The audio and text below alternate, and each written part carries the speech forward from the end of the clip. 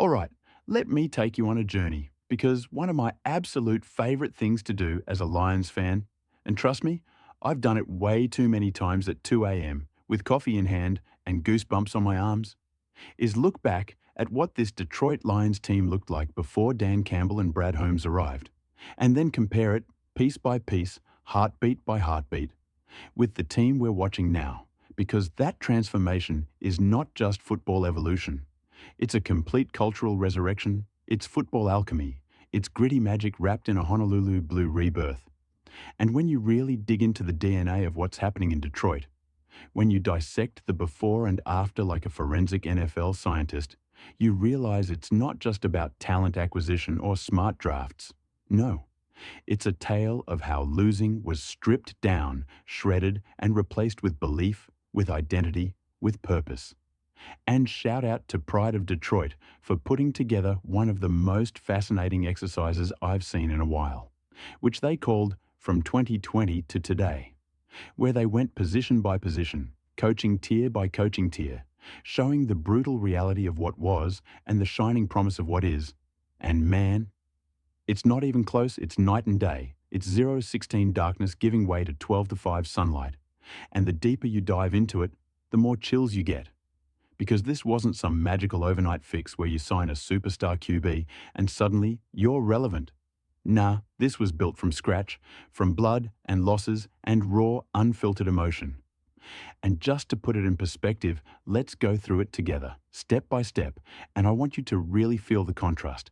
Feel how deep the roots of change run in this organization, because in 2020, the Lions were a football graveyard, a wasteland of mismatched free agents and broken schemes, where nobody played with pride and nobody feared Detroit. And now? Now they walk into enemy stadiums and stomp out the soul of teams. Now they show up on national TV and look like they belong in the ring with the elites. And the quarterback position is a perfect place to start, because back then it was Matthew Stafford. And look, Stafford was a warrior, no doubt. He gave this franchise everything, but by 2020 he was battered. The scheme was stale.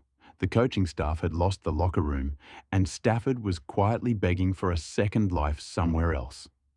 Fast forward to today, and Jared Goff, the guy everyone laughed off as a bridge QB, is playing the best football of his career under Ben Johnson, operating a top-5 offense, and proving week after week that he's not just a placeholder, he's a general. But that's just the beginning, because the offensive line, man, don't even get me started. 2020 had a couple of decent linemen, sure, but it was mostly a leaky mess. And today, we've got the best offensive line in football, anchored by Penei Sewell, Frank Ragnow, Jonah Jackson, a unit so good that even backups like Graham Glasgow come in and dominate, and that unit right there is the foundation of everything. You think David Montgomery looks like a monster by accident? You think Jahmyr Gibbs is dancing through daylight just because he's fast? No. It's because that wall in front of them is punishing defenses and opening highways every single Sunday. And then you look at the tight end room. In 2020, it was a weird mix of TJ Hawkinson and underperformers. But today, Sam Laporta is not just a rookie success story. He's one of the best tight ends in the league, period. A mismatch nightmare who blocks like a vet and catches like a WR1. And speaking of wide receivers, remember when we were trotting out Quintez Cephas and Mohamed Sanu trying to manufacture offense? Now it's Amon-Ra St. Brown, Jameson Williams, and a quietly loaded receiver room that can beat you deep, underneath or across the middle. And all of this is just on offense, by the way. And we haven't even touched the real crown jewel of the rebuild, the place where this team was once historically bad and now might be legendary. The defensive side of the ball, where in 2020 we were watching Matt Patricia's defense give up the most yards in franchise history, a unit so lost they looked like they were calling plays blindfolded. And now we've got a swaggering, violent, fast, opportunistic defense built around young stars like Aiden Hutchinson, Brian Branch, and Aleem McNeil, who are not just talented, they're leaders, they're culture carriers, they're the future of this team's identity. And the linebacker room. Alex Anzalone went from cast-off to cornerstone, Jack Campbell is developing into the enforcer we drafted him to be, and the secondary, which once looked like a Greek tragedy with no communication or speed, is now built with dog mentality. Cam Sutton, despite his off-field saga, Brian Branch, Kirby Joseph, and if you've been watching the development of rookies and camp invites, you know this room is deep, hungry, and aggressive.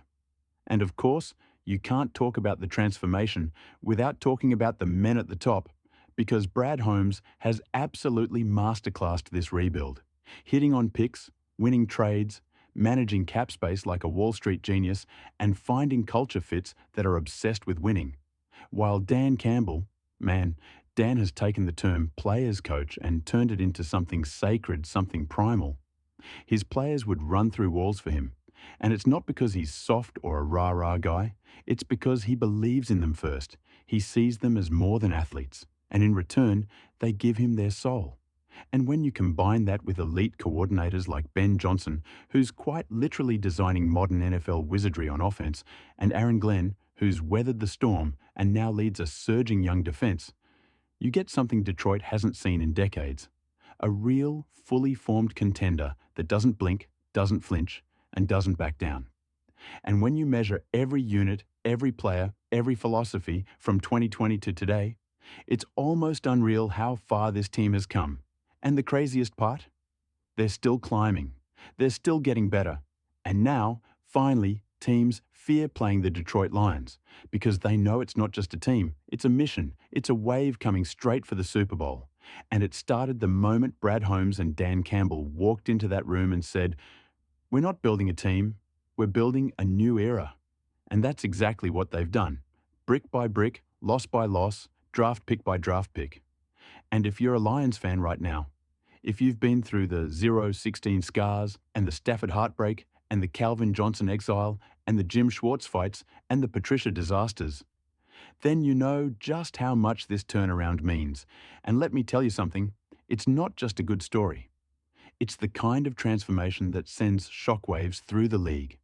And if you're not paying attention, if you still think the same old Lions exist, you better look again, because they're gone, buried in the past. And what we've got now is something entirely, terrifyingly new.